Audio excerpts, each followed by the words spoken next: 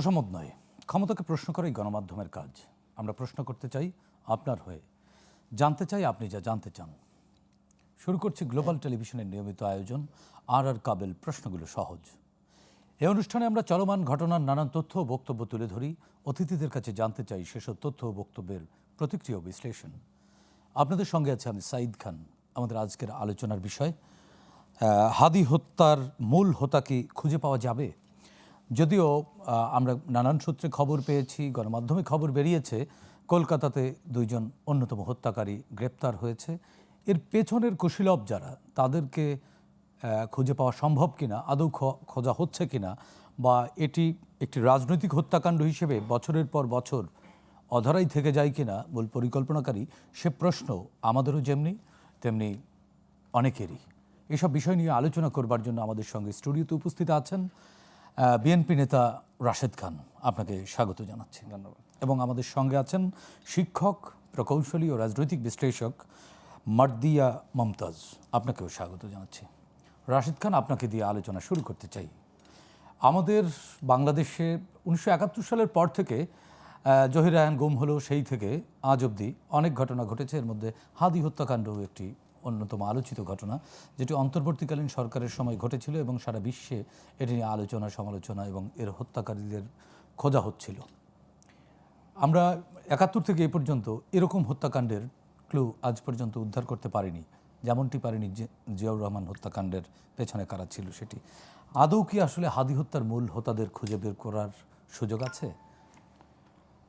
ধন্যবাদ সবাইকে, শুভেচ্ছা। দেখেন, উসমান হাদি তিনি একজন বিপ্লবী ছিলেন এবং আমাদের সমসাময়িক তিনিও একজন উদীয়মান নেতৃত্ব ছিলেন। তাকে যেভাবে টার্গেট করে হত্যা করা হলো, এটি অত্যন্ত দুঃখজনক এবং আমি নিজে অত্যন্ত ব্যথিত হয়েছি। কারণ তার সাথে আমার একটা ভালো সম্পর্ক ছিল, আমাদের রাজনৈতিক সহযোদ্ধা, এবং তার অনেক ত্যাগ রয়েছে। বিশেষ করে জুলাই চেতনাকে যারা ধূলিসাৎ করছিল, তাদের বিরুদ্ধে তিনি কথা বলার মাধ্যমেই মানুষের কাছে গ্রহণযোগ্যতা অর্জন করেছেন। আপনি নিশ্চয়ই জানেন, যারা আসলে জুলাইয়ের নেতৃত্ব দিল, তাদের অনেকে পরবর্তীতে বিভিন্ন ধরনের অপরাধমূলক কর্মযজ্ঞে লিপ্ত হলো। এই ধরনের অসংখ্য অভিযোগ, তদবির বাণিজ্য, বিভিন্ন জায়গায় দখলদারিত্ব, চাঁদাবাজি করা, মানে বলা যায় এক ধরনের তারা লোভের মধ্যে নিমগ্ন হলো। সেই জায়গায় উসমান হাদি তিনি তাদের সাথে শুরুতে ছিলেন, কিন্তু যখন দেখলেন যে জুলাইয়ের চেতনা থেকে তারা অনেক দূরে, তখন তিনি তার যে প্ল্যাটফর্ম ইনকলাব মঞ্চ, তিনি সেটার মাধ্যমে তার কথাগুলো সারা বাংলাদেশের মানুষের কাছে পৌঁছানোর চেষ্টা করলেন এবং তিনি সফল হলেন খুব অল্প সময়ের মধ্যে। উসমান হাদিকে আমি প্রথম চিনি, তিনি গণ অধিকার পরিষদের অফিসে গিয়েছিলেন বর্তমান প্রতিমন্ত্রী জনাব নুরুল হক নূরকে একটা অনুষ্ঠানে নিমন্ত্রণ জানানোর জন্য। সেদিন আমি তাকে সরাসরি দেখি। এরপর থেকে বিভিন্ন মাধ্যমে তাকে দেখেছি, সরাসরি তার সাথে বিভিন্ন অনুষ্ঠানে অতিথি হয়েছি, সেও হয়েছে, আমিও হয়েছি, কথা বলেছি তার সাথে। সর্বশেষ আমার স্মৃতি হলো সিরডাফে একটা প্রোগ্রামে আমরা একসাথে ছিলাম, সেখানে তাকে আমি একটা বিষয় অবহিত করেছিলাম। তিনি বলেছিলেন, ঠিক আছে রাশেদ ভাই, আমরা একসাথে কাজ করব। তো একসাথে আমাদের আর কাজ করা হলো না। এটা আমার জীবনের একটা দুঃখ। উসমান হাদি আসলে কার বাড়া ভাতে ছাই দিয়েছিল? না, আমি আমার কথা শেষ করি। কারণ এটি আপনি যে প্রশ্ন শুরুতে করেছিলেন যে আসলে এই হত্যার বিচার হবে কিনা, দেখেন, অন্তর্বর্তীকালীন সরকারের আমলে আমাদের প্রত্যাশা ছিল যে সরকার গণহত্যার বিচারে যথেষ্ট পরিমাণ সোচ্চার হবে এবং রাষ্ট্র সংস্কারে তারা নিজেদেরকে অতীতের অন্যান্য সরকারের তুলনায় নিজেদেরকে ব্যাপক মাত্রায় তুলে ধরতে পারবে এবং নির্বাচনটা সবার কাছে একটি গ্রহণযোগ্য নির্বাচন, অর্থাৎ তারা যে বিচার, সংস্কার এবং নির্বাচনের কথা বলতো, নির্বাচনটা মোটামুটি সবার কাছে গ্রহণযোগ্য। তবে বিচার এবং সংস্কারে দৃশ্যমান অগ্রগতি, যা এদেশের জনগণ সরকারের উপরে আস্থা রেখে বিশ্বাস করেছিল, সেই জায়গায় আমার কাছে মনে হয় যে আস্থা ভঙ্গ হয়েছে, মানুষের স্বপ্ন ভঙ্গ হয়েছে। তারপরেও নির্বাচন নিয়ে মোটামুটি মানুষের একটা সন্তুষ্টির জায়গা আছে। তবে আমরা প্রত্যাশা করেছিলাম যে ওই সরকারের আমলেই, যেহেতু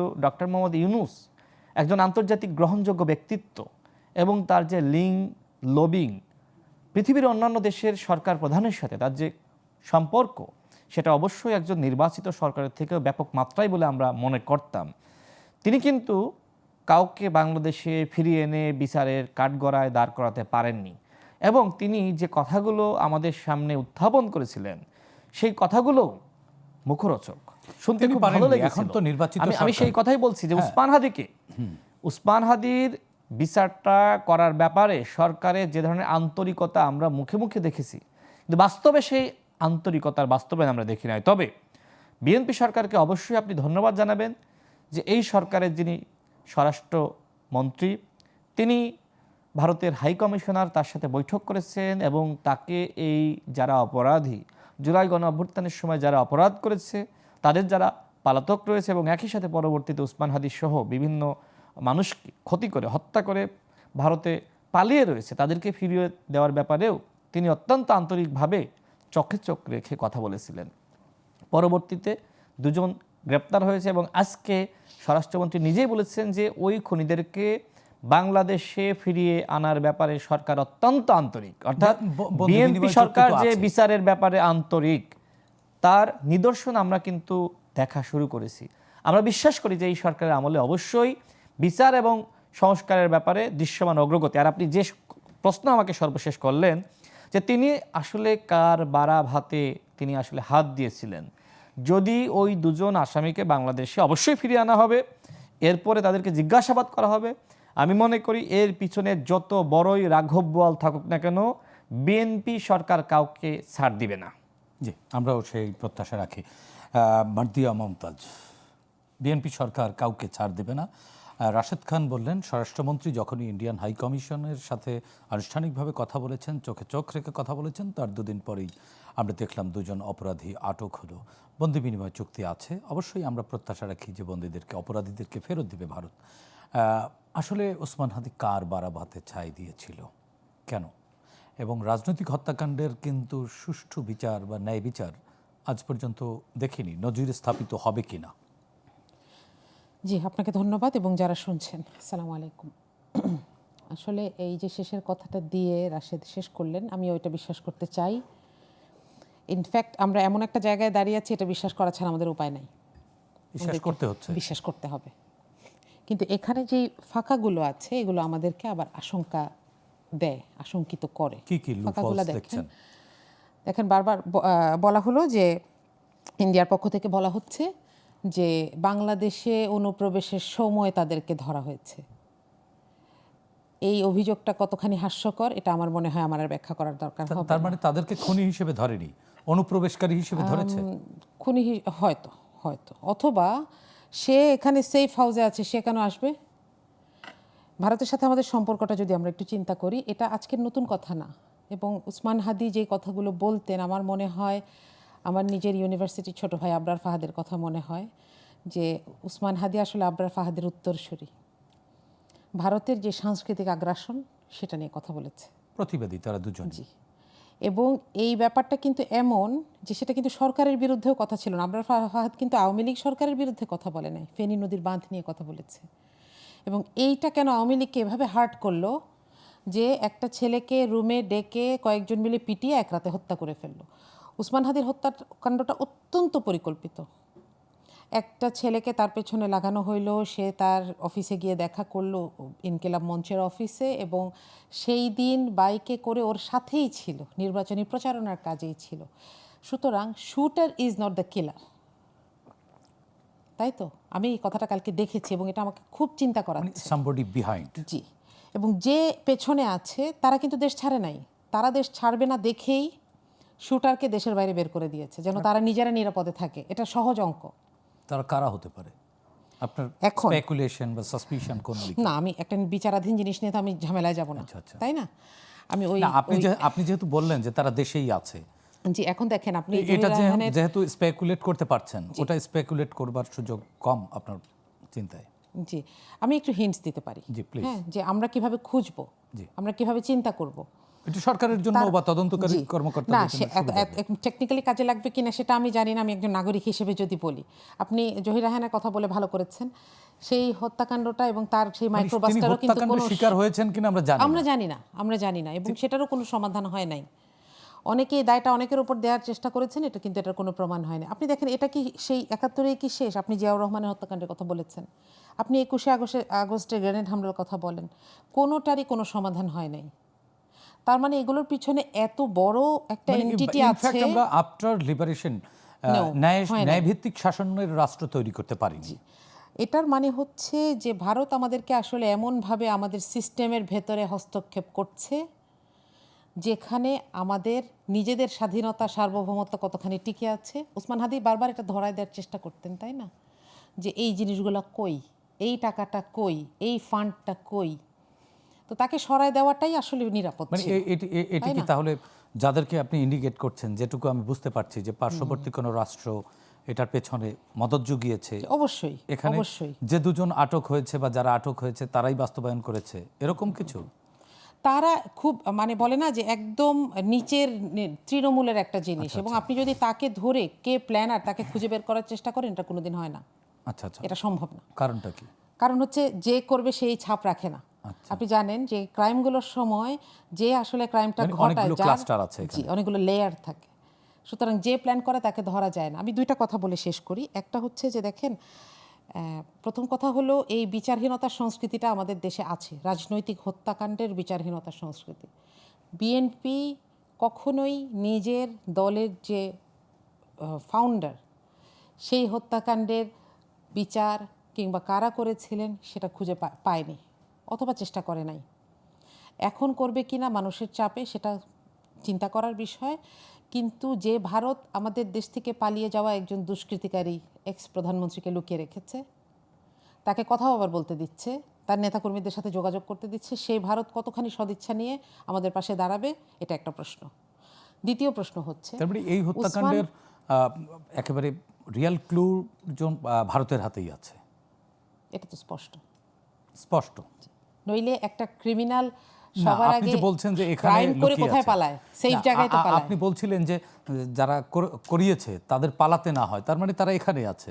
আবার বলছেন এটার পেছনে ভারত দেখেন, আছে। একটা কথা বলি, ভারত কিন্তু অনেক বুদ্ধিমান।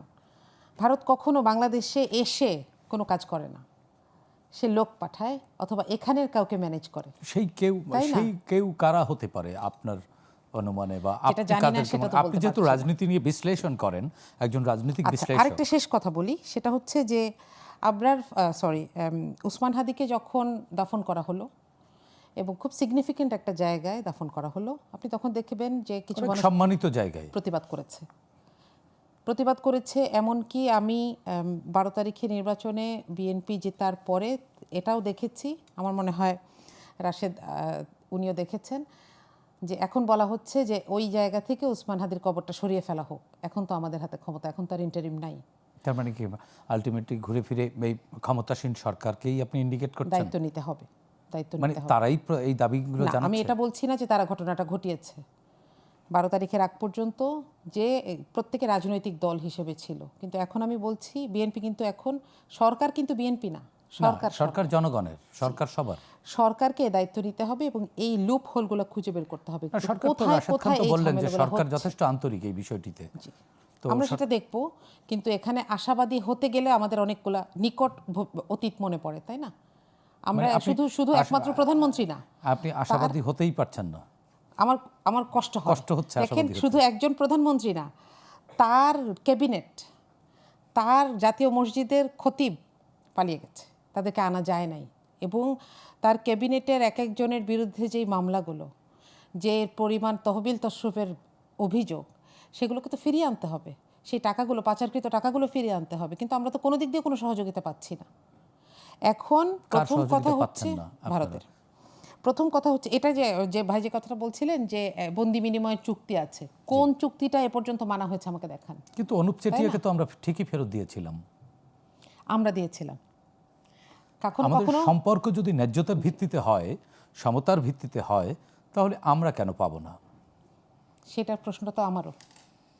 জি, এই প্রশ্নের উত্তর আমরা খুঁজবো। আমরা রাশেদ খানের কাছ থেকে শুনবো, বিএনপি নেতা রাশেদ খান। আমরা তার আগে ছোট্ট একটি বিরতি নিতে চাচ্ছি। দর্শক, অর্ডার কাবুল প্রশ্নগুলো সহজ, নিচ্ছি ছোট্ট বিরতি, আমাদের সঙ্গেই থাকুন।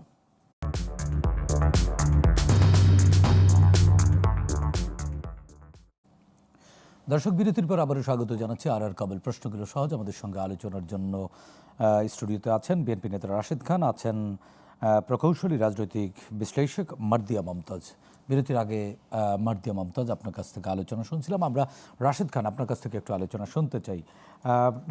ন্যায় বিচার বা ইনসাফের রাষ্ট্র প্রতিষ্ঠার আন্দোলনে আপনারা সবাই ছিলেন, সবগুলো পক্ষ। কিন্তু আজকে এই গণতান্ত্রিক শাসন ব্যবস্থায় আমরা যখন অনেকদিন পরে ফিরলাম, তখন আবার মার্দিয়া মমতাজের ন্যায় বিচার পাবেন কিনা নিয়ে কনফিউশন কাজ করে। তিনি বিশ্বাস করতে ওনার কষ্ট হয় যে আপনারাও এই হত্যাকাণ্ডের বিচার করবেন কিনা, উনি কনফিউজড, ওনার মধ্যে প্রশ্ন। আমি যদি আপার কাছে প্রশ্ন করি, আপা, জামাত ইসলাম যদি ক্ষমতায় যেত বা থাকতো, তখন কি আপনার এই কষ্টটা থাকতো আপা? তখন কি আপনার এই কষ্ট থাকতো, মানে বিশ্বাস করতে যে বিচারটা হবে না? মানে আমি জামাত ইসলামকে বললাম যে ক্ষমতায় বিএনপি নাই, ওকে, জামাত ইসলাম ক্ষমতায়, এবার আপনি বলেন জামাত ইসলামের উপর কি আপনার সেই আস্থার জায়গাটা আছে যে তারা বিচারটা করতো? জামাতের নিয়ত নিয়ে আমার কোনো সন্দেহ নাই, কিন্তু যেটা আছে টেকনিক্যাল কারণে কতদিনে করতে পারতো এটা নিয়ে একটা প্রশ্ন থাকতে পারে, কিন্তু করতে চায় কিনা এটা নিয়ে আমার কোনো সন্দেহ নাই। তার মানে বিএনপি চায় কিনা এটা নিয়েও আপনার প্রশ্ন না, আছে? আমি আসলে এটা বলি নাই। না না, আমি এখন বলেছি যে আপনার কি বাংলাদেশের যে confusion? ইতিহাস, সেখানে এই যে রাজনৈতিক হত্যাকাণ্ডগুলোর, আমি আবার বলি একই কথা বলেছি, রাজনৈতিক হত্যাকাণ্ডগুলোর কি হয়েছে পিছনে, এগুলো মানুষের সামনে আসে না। বিচারহীনতার সংস্কৃতি। আপা, আমি শুধু যদি বিচার আপনাকে না, ধরেন স্পেসিফিক একজনকে করি, বিচার মানে করে আমি বিচার ঝুলাই করতে দিলাম, চাওয়ারও বিষয়টা সেটা না। মানসিকতা, বিচার করতে চাওয়ারও মানসিকতা জি। ছিল না। মানে আমার যে স্পষ্ট প্রশ্ন যদি আমি করি আপনাকে, সেটি হলো যে এইটা কি আসলে আমাদের এক ধরনের সংস্কৃতি যে ক্ষমতায় যে সরকারই যাক না কেন, হোক সে আওয়ামী লীগ, বিএনপি কিংবা জামাত ইসলাম বা জাতীয় পার্টি, মানে আপনার আসলে অনাস্থার জায়গাটা বা অবিশ্বাসের জায়গাটা এরকম যে বাংলাদেশের সংস্কৃতি এরকম যে ক্ষমতায় যাওয়ার পরে আসলে বিচারটা পাওয়া যায় না। তার মানে জামাতও যদি ক্ষমতায় থাকতো, আপনি এখন এখন যেটা হয় না সেটা তো বলে লাভ নাই। না, এই সেটা যে হলে আমি দেখো আবার যেটা একটু যোগ বিএনপি করি, ক্ষমতায় দেখুন, আপনার কষ্ট। রাশেদ খান আমি যে এই জন্য প্রশ্নটি বলছি, আপা আপনাকে করলেন, রাশেদ খান, সেটি হচ্ছে যে জামাত থাকলে আপনার অন্তত আস্থাটা কাজ করতো। হ্যাঁ, করতো যে কিনা, আমি সেই নিয়তটা প্রশ্ন। ঠিক ছিল, হ্যাঁ, করতো। করতো, নিয়তটা আচ্ছা। নিয়ে তার আপনার মানে- একটা তার মানে ছিল। আমি- কিন্তু দেখুন, এবার আবরার আমাকে বলতে ফাহাদের দেন। যে হত্যাকারী, তাদের আসামি পক্ষের আইনজীবী ছিলেন কিন্তু জামাতের একজন নেতা শিশির মনির, তাদের বেল করিয়েছিলেন। এটার ব্যাখ্যা উনি দিয়েছেন, শিশিরমণি বারবার দিয়েছেন, উনি আমার মনে দিয়েছেন, হয় এটার দরকার কিন্তু নেই। তারপরেও আপনার বিশ্বাস কাজ না, আপনি করছে। যদি এরকম আমরা gross রাশেদ খান আপনার কাছ বলেন, থেকে তাহলে আমি শেষ করি, দেখেন প্লিজ। আপা কিন্তু এখানে নিরপেক্ষ নন, না, তিনি অবশ্যই অবশ্যই না। একটা দলকে তিনি আমি সাপোর্ট বাংলাদেশের করেন। পক্ষে। না, না, আমি নিরপেক্ষ কেন এই জায়গায় নিরপেক্ষ কেউ হব? না। আমি বাংলাদেশের ওনা পক্ষে বলতে আমরা তিনি কেউ না। অবশ্যই একটা দলের পক্ষে, এবং আচ্ছা। একটা দল তো অবশ্যই বাংলাদেশের পক্ষে। তো তার কথা, তার বক্তব্য শুনলে অবশ্যই একজন সাংবাদিক এবং আমি রাজনীতিক, আমাদের অবশ্যই আমরা এতটুকু অন্তত বোধগম্যতা আছে যে আপা আসলে কার পক্ষে বলছেন। অবশ্যই জামাত ইসলামের পক্ষে বলছেন, জি, জি। এবং তিনি বলতেই পারেন। তবে আমি মনে করি এই বলাটা দলের পরিচয়ে যদি বলা যায়, সেটি আসলে আরো বেশি ভালো হয়। এজন্য আমি আপা তো আপার কাছে পরিচয় অনুরোধ প্রকাশ করব করেই বললেন, যে তিনি, আমরা লাইভেই তো আপা বললেন না, পরিচয়টা আমি পাইনি। আচ্ছা আচ্ছা, আপনি হয়তো পেতে পারেন ব্যক্তিগতভাবে, লাইভে পরিচয়টা আসেনি। তিনি একজন রাজনৈতিক বিশ্লেষক, কিন্তু আমার কথা হলো যে যারা বিশ্লেষণ করেন তাদেরকে নিরপেক্ষ জায়গায় বসার চেষ্টা করতে হয়, যদিও শতভাগ নিরপেক্ষ হওয়া যায় না। না, আপা কিন্তু আমি আবার অস্বীকারও করেননি যে তিনি রাজনীতির বলছি যে জামাত ইসলাম ক্ষমতায় থাকলে তিনি ওই আস্থার জায়গাটা হারাতেন না, কিন্তু বিএনপি ক্ষমতায় তিনি আস্থার জায়গাটা হারাচ্ছেন। এই জন্য আমি আগে তার রাজনৈতিক পরিচয়টা জানার চেষ্টা করলাম, যাতে করে আমার বক্তব্য দিতে সহজ হয়। এখন আসি, দেখেন আপা যেটি বললেন সেটি হলো যে মানে আশাবাদী হতে কষ্ট হয়, তার মানে তিনি আশাবাদী আছেন যদি আগামীতে জামাত ক্ষমতায় যায় এই বিচারগুলো করবে। এই জন্য আমি বলবো যে ঠিক আছে, আপনারা জামাত ইসলামকে ক্ষমতায় আনেন, কিন্তু ক্ষমতায় আনার আগেই যে সরকার ক্ষমতায় আছে তার কাছ থেকে কি আপনি দাবিটা আদায় করতে পারেন না? তার উপরেও আপনি আস্থা রাখতে পারেন? আমি এই কথা এই জন্য বলছি যে বাংলাদেশে গণঅভ্যুত্থান হয়েছে, এবং বর্তমানে যে সরকার ক্ষমতায় রয়েছে এই সরকার গণঅভ্যুত্থানের সরকার। বর্তমানে যারা In fact, বিরোধী দল, জামাতও কিন্তু তারা গণঅভ্যুত্থানের গণঅভ্যুত্থানের পক্ষে বিরোধী দল, তারা কিন্তু প্রত্যেকে গণঅভ্যুত্থানের। তার মানে কি, আমরা যদি একে অপরকে সহযোগিতা করি তাহলে এই বাংলাদেশের পরিবর্তন মাস্ট হবে। এবং যে আপনি জামাত ইসলাম, এবং ন্যায় বিচারও পাবে। আপনি জামাত ইসলাম, আপনি মনে করছেন যে বিএনপি এই কাজ করবে না, সুতরাং বিএনপি হটাও। আপনি বিএনপি ক্ষমতায় বসার আগেই আপনি আগের দিন বিএনপির বিরুদ্ধে শপথ নেওয়ার আগের দিন আপনি আন্দোলন করলেন। আপনি কি সহযোগিতা করবেন? আর আপনি কি ন্যায় বিচার প্রতিষ্ঠা করতে চান? ন্যায় বিচার প্রতিষ্ঠার জন্য শুধুমাত্র সরকারের দায়িত্ব, জনগণ হিসেবে, বিরোধী দল হিসেবে আপনার দায়িত্ব নাই? এদেশে শুধুমাত্র ভালো সরকারি দল ক্ষমতায় গেলেও তারা কিচ্ছু করতে পারবে না যতক্ষণ না পর্যন্ত আপনি ভালো বিরোধী দল পাচ্ছেন। জামাত ইসলাম কি আসলে বিএনপির জন্য তার মানে কি ভালো কোনো অপোজিশন? জামাত ইসলাম আমরা তার নিদর্শন পাচ্ছি না। আচ্ছা, যেখানে মানে মাননীয় ভালো প্রধানমন্ত্রী, বিরোধী দল না, আমি শেষ করি, জি, যেখানে মাননীয় প্রধানমন্ত্রীর আন্তরিকতা, এবং এটি নিয়ে তারও প্রশ্ন নাই, তিনি বলেছেন যে একজন তারেক রহমান কি সব পারবেন? আমার কথা হলো যে একজন তারেক রহমান ওই মন্ত্রী পরিষদের নেতৃত্ব দিচ্ছেন, এদেশের নেতৃত্ব দিচ্ছেন, বিএনপির নেতৃত্ব দিচ্ছেন, ওই একজন যদি এত কিছুর পরিবর্তন করতে পারে, বাংলাদেশে এই প্রথম প্রটোকল ছাড়া প্রধানমন্ত্রী চলছে এবং সবাই এই যে নয়টায় সরকারি আপনি অফিসে জ্যাম যাচ্ছে। দেখতেছেন, এই জ্যামের সাথে প্রধানমন্ত্রী ওই জ্যামের সাথে বসে থাকবে, বাংলাদেশে এটা আপনি কখনো কল্পনা করতে পেরেছিলেন? এবং তিনি জাতির উদ্দেশ্যে ভাষণ দিবেন, তার বাবা মায়ের নাম স্মরণ করবেন না, এটা আপনি কল্পনা করতে পেরেছিলেন? আবার পেছনে তিনি ছবিও কোনো লাগান, ছবি টাঙিয়ে লাগবেন না, এটা আপনি কল্পনা করতে পেরেছিলেন? এবং 9টায় অফিস করে তিনি রেকর্ড করবেন। দেখেন এখন সচিবরা, অন্যান্য কর্মকর্তারা, তারা এখন প্রতিযোগিতায় লিপ্ত হয়েছে। এই যে সবাইকে ফাংশনাল করা, এই কাজটা জনাব তারেক রহমান করেছেন, এবং তার এই নেতৃত্বের কারণে বাকিরা তাকে অনুসরণ করতে বাধ্য হচ্ছে। বাংলাদেশে যদি পরিবর্তন হয়, বিরোধী দলও ফাংশনাল আমি হবে। শেষ করি, বাংলাদেশে যতটুকু পরিবর্তন হয়েছে সেটা শহীদ প্রেসিডেন্ট জিয়াউর রহমানের হাত ধরে, পরবর্তীতে বেগম খালেদা জিয়ার হাত ধরে, এবং এখন বাংলাদেশে যে চমকপ্রদ পরিবর্তন হচ্ছে সেইটা জনাব তারেক রহমানের হাত ধরে, যেটি জামাত ইসলাম কখনোই কল্পনা করতে পারে নাই। বাংলাদেশে দেখেন বিএনপি যে ক্ষমতায় আসলো, বিএনপি কি সংস্কারের বক্তব্য ছাড়াই ক্ষমতায় আসলো? জামাত তো নিজেদেরকে অনেক বেশি সংস্কারপন্থী হিসেবে দাবি করে, কিন্তু নির্বাচনের আগে, যুগপৎ আন্দোলনের সময়, ওই ফ্যাসিবাদী জামানায় আমরা তো জামাতের কাছ থেকে কোনো এরকম 31 দফা 32 দফা সংস্কারের প্রস্তাবনা পাই নাই।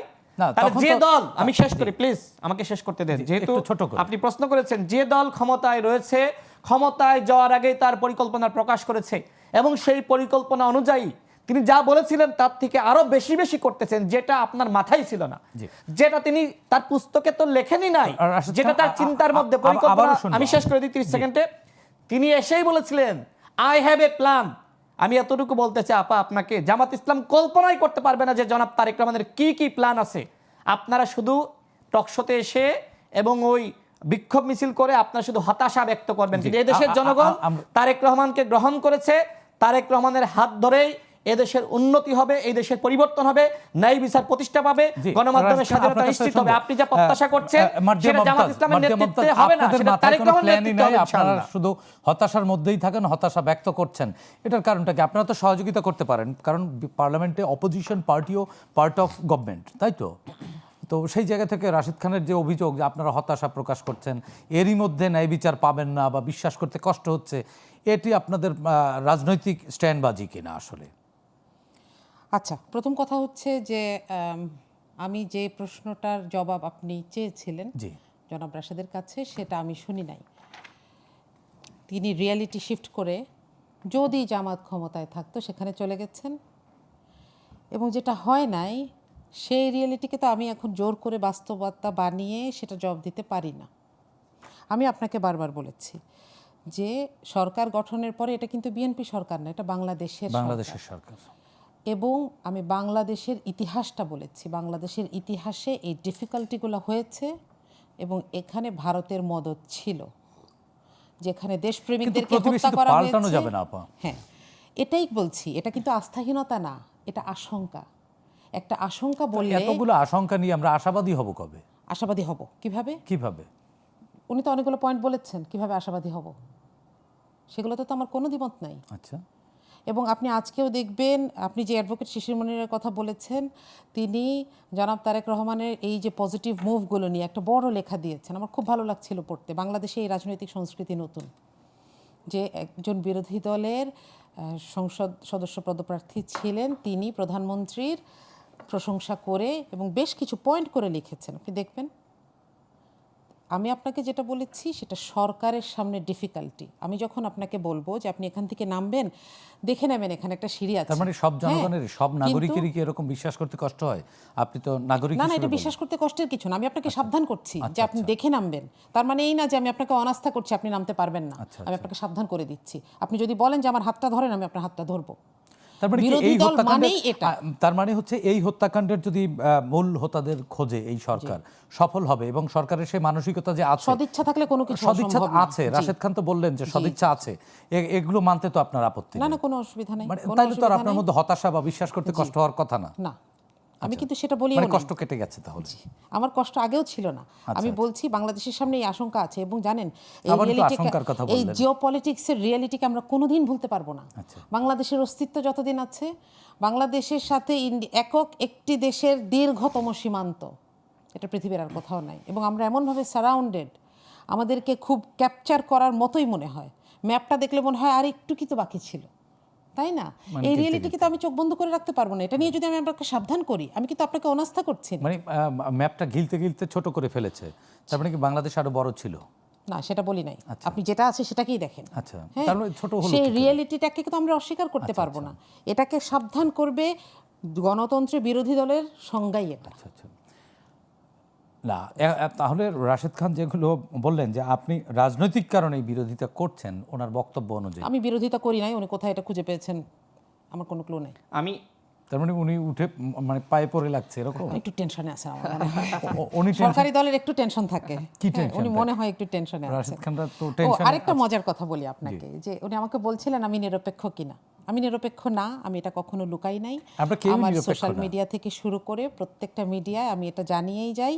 তবে আমি কেন এখানে পদবি বলি নাই, কারণ আমার দলে কোনো পদবি নাই। বাট আপনি কিন্তু জামাতে এরকম ইসলামের অনেক মহিলা নিরপেক্ষ- শাখায় সক্রিয় কর্মী। জি, এরকম অনেক নিরপেক্ষ মানুষ এখন বিএনপির উপদেষ্টা হয়ে গেছেন, বিএনপি সরকারের, তাই না? মানে নিরপেক্ষ মানে অনেক নিরপেক্ষ আমাদের সাথে টকশোতে থাকতেন। আচ্ছা, ওনারা এখন, এবং ওনাকে বিএনপি বললে উনি খেপে যাইতেন, আমি বিএনপি না। তো তারা এখন উপদেষ্টা বনে গেছেন। তো এইটাতে আসলে আমি যেখানে লুকাই না, সেখানে আমাকে তো এটা নিয়ে আক্রমণ করা ক্লুলেস, দরকার নেই, অপ্রয়োজনীয় কাজ। জি।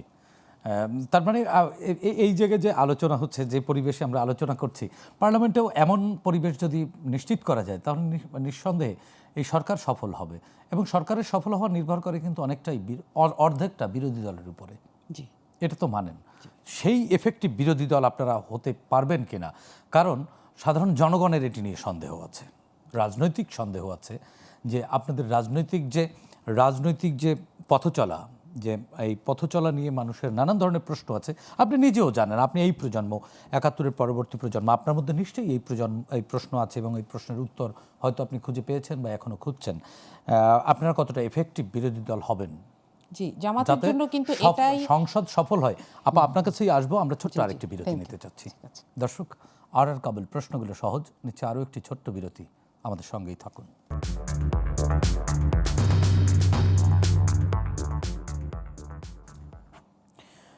দর্শক, বিরতির পর আবারও স্বাগত জানাচ্ছি আর কাবুল, প্রশ্নগুলো সহজ। আমরা সরাসরি যাচ্ছি আলোচনায়। বিরতির আগে মার্দিয়া মমতাজ, আপনার কাছে প্রশ্ন রেখে গিয়েছিলাম যে আপনি হয়তো খুঁজছেন যে আমাদের রাজনৈতিক আদর্শ নিয়ে নানান ধরনের প্রশ্ন আছে, আপনারও আছে নিশ্চয়ই, আপনি কিছু উত্তর হয়তো পেয়েছেন। যদি এই সবগুলো মিলে সংসদটি প্রাণবন্ত হয়, নিশ্চয়ই এই সবটা মিলে সরকার সফল হবে, এ বিশ্বাস তো আছেন? জি, জামাত আসলে এবারই প্রথম প্রধান বিরোধী দলের জায়গায় এসেছে, কিন্তু এর আগেও সরকারি দলের এলাই হিসেবে কিংবা বিরোধী দল হিসেবে কাজ করেছে। এবং আপনি দেখেছেন বাংলাদেশের সংবিধানের বেশ কিছু বা সংসদীয় আচরণবিধির বেশ কিছু জায়গায় সংশোধন এসেছে জামাতের এমপিদের প্রস্তাবনা থেকে। তো সেক্ষেত্রে বলা যায় যে ম্যাচিউরিটি নিয়ে আমার কোনো প্রশ্ন নাই, এবং না, কোনোটা নিয়ে প্রশ্ন নেই। ইডিওলজি নিয়ে প্রশ্ন থাকলে তো আমি দলের সাথে থাকতেন না, রাইট। কিন্তু অমীমাংসিত অনেক প্রশ্ন আছে, সেই প্রশ্নের উত্তরগুলো পেয়েছেন? আমার কাছে আছে। আচ্ছা আচ্ছা, এখন ব্যাপার হচ্ছে এবারের সংসদ নিয়ে আমি বিশেষভাবে আশাবাদী, কারণ এখানে তরুণ নেতারা অনেক পটেনশিয়ালস গেছে, অনেক পটেনশিয়াল সম্পন্ন নেতারা এসেছেন, যাদের তারুণ্যের কারণে হলেও এলাকার সাথে সম্পর্ক সুন্দর, এবং তারা এমপি নির্বাচিত হওয়ার সাথে সাথে এলাকায় ফিরে গেছেন, কাজ করছেন, মানুষকে কৃতজ্ঞতা জানাচ্ছেন। এমনকি এটুকুও বলেছেন যে যারা আমাকে ভোট দেন নাই তারাও এখন আমি তাদেরও এমপি। তো এখানে আসলে আশাবাদী হওয়া ছাড়া তো আমি কোনো জায়গা দেখি না। প্রাণবন্ত হবে এই সংসদ অবশ্যই। তাহলে শপথের আগের দিন কেন ঢাকায় সমাবেশ করতে হলো? যে কারণে হয়েছে সেই কারণটাতে করতে হলো। তখনও তো অধিবেশন শুরু হয় নাই, তখনও তো তখন সংসদীয় তো কার্যক্রম শুরু শপথই হয় নাই। নিয়েছিল জি না। জি, সেটাই। এখন সেই আপনি কাজটি এই তো হয়নি। আচরণটা কি অগণতান্ত্রিক? কার কাছে দাবি করেছিল ওই সময়? এখন এটা আমরা বলতেই পারি, তখন পর্যন্ত তো ইন্টারিম দায়িত্বে ছিলেন শপথের আগ পর্যন্ত, তাহলে দাবিটা ইন্টারিমের কাছে ছিল। তার মানে একেবারে কিন্তু সিলসিলা আপনাকে ক্লিয়ার। হ্যাঁ, আপনাকে একটা জিনিস বুঝতে হবে যে আমার কাছে অপ্রয়োজনীয় মনে হতে পারে, আমার কাছে অবৈধ মনে হতে পারে, কিন্তু একটা আচরণ গণতান্ত্রিক কিনা আমি ওখানে পর্যন্ত যাব, আচ্ছা আচ্ছা, ওই চেকটা দিব। মানে সর্বোচ্চ গণতন্ত্র চর্চা সবাই করুক, তাহলেই রাষ্ট্র গণতান্ত্রিক হবে এবং সংসদও গণতান্ত্রিক হবে। আমরা একটু রাশেদ খানের কাছ থেকে শুনতে চাই। রাশেদ খান, যে মীমাংসিত উত্তরগুলো আপার কাছে অবশ্যই আছে, আমি পাইনি এখনো, আমার জানতে ইচ্ছে করে, আপনার কাছে কি আছে? আপনি প্রশ্ন করবেন না, আমি টানা বলে যাব, আপনার সবগুলো প্রশ্নের উত্তর আমার একবারে কথার মধ্যে না, চলে আমি আসবে। এই পার্টে আপনাকে অত বেশি প্রশ্ন করব না। আমি বলি, দেখেন, আপা জামাত ইসলাম করেন, সুতরাং তার কাছে সকল প্রশ্নের উত্তর থাকাই স্বাভাবিক। এবং ৭১ মীমাংসিত। আমি আসতেছি, দেখেন, জামাত ইসলামকে নিয়ে যে তরুণ নেতাদের কথা তিনি বললেন, সেই তরুণ নেতারা কি বলেছিল সেগুলো ধাপে ধাপে বলে আমি আশা করি আপনার উত্তরগুলো আমি দিতে পারবো। নাহিদ ইসলাম বলেছিলেন যে জামাতের নেতৃত্বকে দেশের মানুষ গ্রহণ করবে না, গ্রহণ কিন্তু করে নাই। নাসির পাটোয়ারি, যিনি জামাত ইসলামের সাথে জোট না করলে হয়তো পল্টন এলাকায় ১,০০০ ভোটও পেতেন না। আমরা দেখেছি জোট করার আগ পর্যন্ত জামাত ইসলাম এবং শিবিরের নেতাকর্মীরা তাকে যেভাবে আক্রমণ করে সমালোচনা করতে আমরা দেখেছি। তো এই আক্রমণ থেকে বাঁচার জন্য তিনি জামাতের সাথে জোট করেছেন, এখন বাহবা পাচ্ছেন।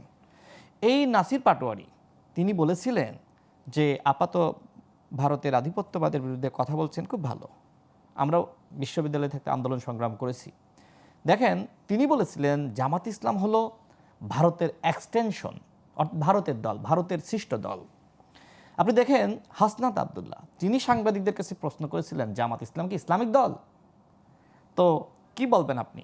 এছাড়া হান্নান মাসুদ থেকে শুরু করে সার্জিস আলম, তাদের নেতৃত্ব, তাদের নারী নেতৃত্বরা যেভাবে প্রশ্ন তুলেছে আপনি নিশ্চয়ই জানেন। সুতরাং আমার নতুন করে বলার কিছু নাই।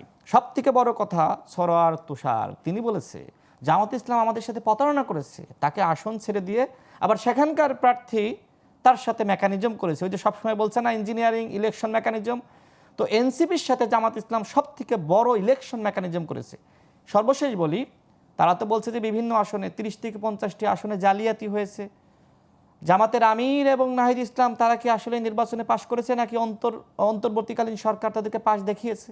জামাত ইসলাম তো কোনোভাবে নির্বাচন মানতো না, তাদের অন্য এমপিরা পাশ করুক, কিন্তু তাদের আমির যদি পাশ না করে, এনসিপি তো নির্বাচন মানতো না যদি নাহিদ ইসলামকে পাশ না দেখানো হয়। এই গুঞ্জনও তো আছে, এই গুঞ্জনও তো আছে, তাই না?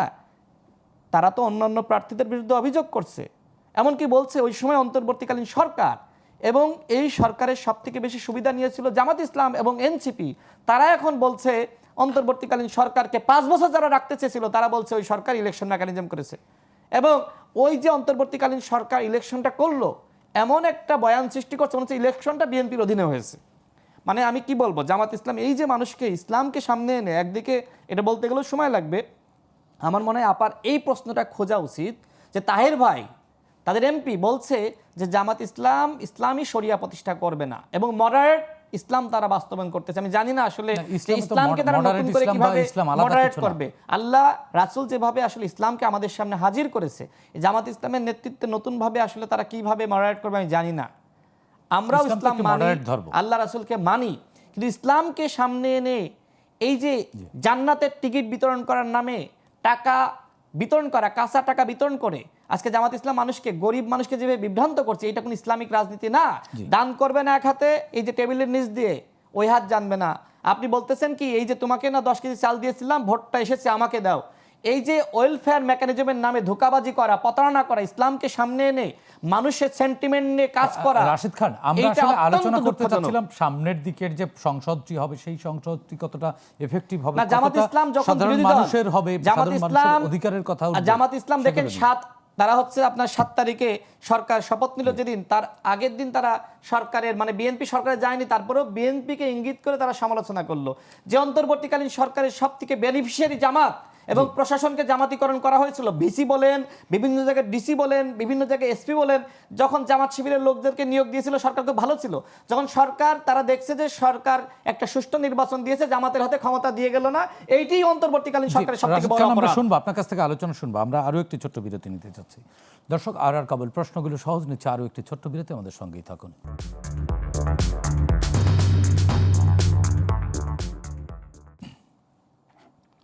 দর্শক, বিরতির পর আবারও স্বাগত জানাচ্ছি আর কাবুল প্রশ্নগুলো সহজ।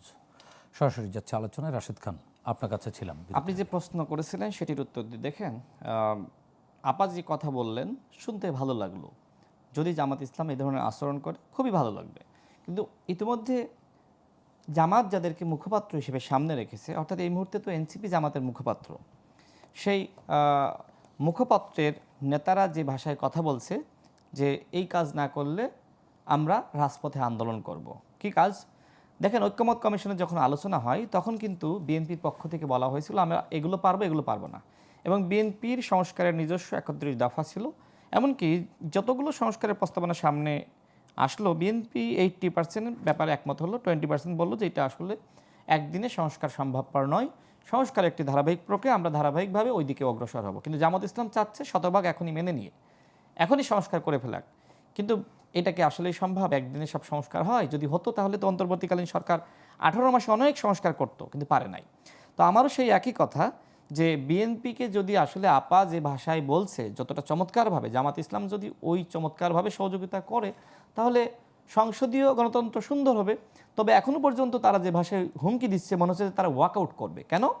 রাষ্ট্রপতি তিনি প্রথম অধিবেশনে বক্তব্য দিতে পারবেন না, তাকে অভিশংসন করার কথা বলা হচ্ছে। কিন্তু এই যে সংবিধান এবং এই যে রাষ্ট্রপতি, তাদের বৈধতা কে দিল? ডক্টর মোহাম্মদ ইউনূস এবং নাহিদ ইসলামরা।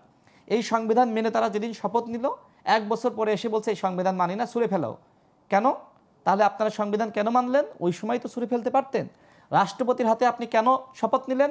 ওই সময় তো বলতে পারতেন যে না, আমরা এই রাষ্ট্রপতির হাতে শপথ নিব না। বিএনপি এক ধরনের সাংবিধানিক বাধ্যবাধকতার জায়গায় ওই রাষ্ট্রপতি এবং সংবিধানকে রেখে দিয়েছে। এর দায় বিএনপির না, এর দায় নাহিদ ইসলামদের, এনসিপির। অর্থাৎ এনসিপি তো আসলে নাহিদ ইসলামদের নেতৃত্বে গঠিত হয়েছে, আসিফ মাহমুদ, এবং একই সাথে অন্তর্বর্তীকালীন সরকারের। কিন্তু আপনি কেন বিএনপিকে দায়ী করছেন? অর্থাৎ সাংবিধানিক যে বাধ্যবাধকতা, যেহেতু সংবিধানকে আপনি রেখে দিয়েছেন, সুতরাং সংবিধান মেনেই আপনার প্রথম অধিবেশন হতে হবে। জি আপা, একই বিষয়। আপনারা মানে কথা শুনতে ভালো লাগছে, কিন্তু আপনারা অতটা গণতান্ত্রিক দল বলে মনে করেন না। আমি মনে করি সেটার জবাব ছোট করে সময় একটু। দিবে, সময় আমরা সেটার জবাব খুঁজবো। আমি এখানে কয়েকটা জিনিসে একটু কারেকশন দেওয়া প্রয়োজন মনে করছি। প্রথম কথা হচ্ছে, এনসিপি কোনো ক্রমেই জামাতের মুখপাত্র নয়। এটা একটা পলিটিক্যাল অ্যালাই ছিল এবং এটাকে সেখানেই রাখতে হবে। এনসিপিকে মুখপাত্র হিসেবে ব্যবহার করার অবস্থা এখনো কখনোই জামাতের ছিল না, হয়ও নাই।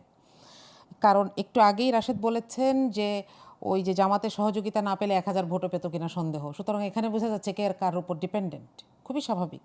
এবং এটা দুটো দলই মেনে নিয়ে পলিটিক্যাল অ্যালাই করেছিল। 2 নম্বর কথা হচ্ছে যে, ধন্যবাদ জানাই আপাকে যে আপা আমার কথা গ্রহণ করতে পেরেছে। না আপা জি, যৌক্তিক। না, আমি অযৌক্তিক কথা বলি নাই। দ্বিতীয়ত হচ্ছে যে সংস্কার প্রস্তাবনার 19টার মধ্যে 10টাতে বিএনপির ভেটো ছিল, সুতরাং 80-20% ঠিক না। তৃতীয় কথা হচ্ছে যে এটা খুব ইমোশন নিয়ে কথা বলা ঠিক হচ্ছে কিনা আমি জানি না, যে সংবিধানের দোহাই এখন আমরা দিচ্ছি। আমি আবার বলছি, এই সরকারটা বিএনপি না, এটা বাংলাদেশের সরকার। এই দায়িত্বটা নিতে হবে। এটা তো একটা নতুন জায়গা, এখানে আগে উঠে তারপর কথা বলতে হবে। এখন দেখেন, যেই সংবিধানের কথা বলা হচ্ছে সেই সংবিধানকে অটুট রাখলে তারেক রহমানের পেছনে শেখ মুজিবের একটা ছবি রাখতে হতো। সেই সংবিধানকে অটুট রাখলে এতদিনে নির্বাচন হওয়ার কথা না। ইন্টারিম গভর্নমেন্টের শপথটাই তো সংবিধানে নাই, ইন্টারিম গভর্নমেন্ট জিনিসটাই তো সংবিধানে নাই। লেজিটিমাইজড বাই কোর্ট। ঠিক আছে, তাহলে এখানে রাষ্ট্রপতির ব্যাপারে আমাদের বিপ্লবের যারা অংশ ছিল, গণ অভ্যুত্থানের যারা অংশ ছিল, আমার জানা মতে রাশেদের দলও এই জায়গায় আমার সাথে একমত হবেন যে রাষ্ট্রপতির ভূমিকা স্বচ্ছ ছিল না। সেই কিন্তু জায়গায় আমি আসছি। কনস্টিটিউশনের একটা দল 106 অনুযায়ী আসলে এটি তো লেজিটিমাইজড। আসি, তার ব্যাপারে আপত্তি তো করতে পারে না? আমি কি আমার আবেগ থেকে আপত্তি করতে পারি না? মানে আবেগ হ্যাঁ, এবং কিন্তু সংবিধান যখন তো পাশাপাশি চলবে না। হ্যাঁ, কিন্তু সরকার যখন এই ব্যাপারে একটা সিদ্ধান্ত দিবে সেটাকে আমি মেনে নিচ্ছি কিনা আমাকে সেটা দেখে তারপর আমাকে যাচাই করেন। জি তাই তো? আপা, আমার কাছে মনে হয় আইন এবং আবেগ সম্পূর্ণ আলাদা জিনিস।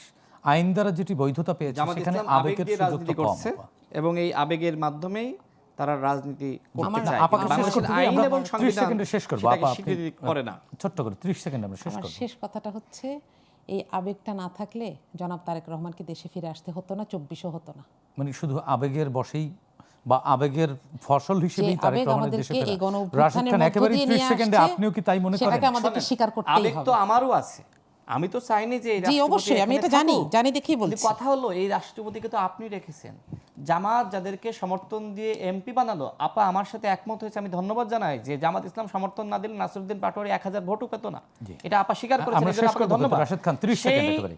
এনসিপির নেতৃবৃন্দরা তারা রাষ্ট্রপতিকে রেখেছে, সংবিধানকে রেখেছে, দায়টা বিএনপির কেন? এবং বিএনপির দায় আপনি দিতে পারেন। এবং যে তারা BNP শপথ জামাত নিয়ে ইসলাম যেভাবে আবেগ দিয়ে রাজনীতি উপদেষ্টাও করতে ছিল। যাচ্ছে, কিন্তু বিএনপি বাস্তবতার আলোকে রাজনীতি জি, করতে যাচ্ছে। এবং এই সংবিধানের আলোকেই ত্রয়োদশ জাতীয় সংসদ এটা তো নির্বাচনের BNP কে মাধ্যমে আপনি জামাত বাধ্য ইসলামী করেছেন। সংসদের প্রধান বিরোধী দল এটা হয়েছে। আমি 10 সেকেন্ডে শেষ করি। জি। বিএনপি বাস্তবতা বুঝেই রাজনীতি করছে। জামাত ইসলাম মনে করছে যে আমার সামনে যা আসছে আমি তো বলে দিই, পারি না পারি, আমি বলে দিই, আমি সব মেনে নিলাম। কিন্তু জামাত তো রাষ্ট্র চালাতে পারবে না। না, জামাত তো- বিএনপি জানে যে আমাকে ক্ষমতায় গেলে আমি সব জামাত পারবো তো না। সাংবিধানিকভাবে বিএনপি 10 সেকেন্ডে শেষ এই করি পার্লামেন্টের বিরোধী দল। বিএনপি ততটুকুতেই সম্মত হয়েছে যতটুকু ক্ষমতায় গেলে বিএনপি বাস্তবায়ন করতে জি। পারবে। জামাত ইসলাম জানে যে আমি তো ক্ষমতায় যাব না, সুতরাং তারা সব মেনে নিলেও তো সমস্যা জি, নাই। রাশেদ খান বিএনপি আপনাকে কেমনে মানবে? ধন্যবাদ মার্দিয়া মমতাজ, আপনাদের দুজনকেই। দর্শক আর কাবুল প্রশ্নগুলো আজকের মতো এখানেই শেষ করছি। অনুষ্ঠানটি পুনঃপ্রচার হবে আগামীকাল সকাল 7টায়। ফিরছি কাল রাত 9টায় নতুন অতিথিদের সঙ্গে নিয়ে। ততক্ষণ পর্যন্ত ভালো থাকুন, সুস্থ থাকুন, গ্লোবাল টেলিভিশনের সঙ্গেই থাকুন।